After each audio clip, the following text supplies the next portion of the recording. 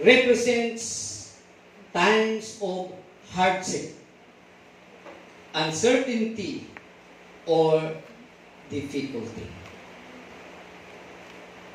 Mao na nga nag-ingon provision in dry places.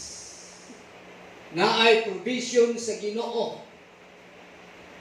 Sa yuta nga uga, sa yuta nga gahi, sa yuta nga batuon, sa yuta nga lasang, mga kaigsuonan. O kaning wilderness and wasteland represent times of hardship, uncertainty, or difficulty. Maghimo og paagi ang Dios, mga kaigsuonan. Sa panahon sa ato mga kalisdanan, panahon sa ato mga kagahi o walay klaro nga mga kalisdanan, God makes a way. Ang Dios maghimo gyud og paagi. He is not limited by your situation and can create a path or direction and rivers, provision, life, refreshment where there seems to be no way.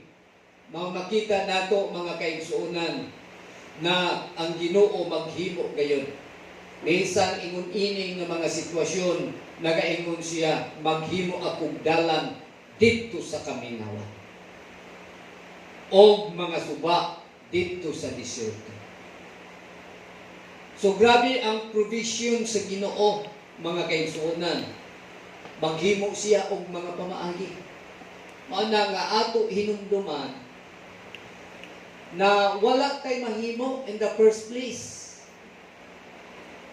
Mao na nga ang kahimuan naa tanan sa Ginoo.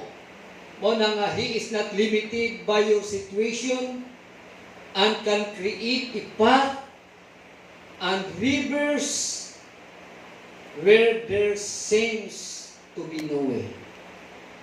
Nawala nagyug kay pangitaon pa. Kay ang Dios nag-provide niini sa ato mga kinabuhi.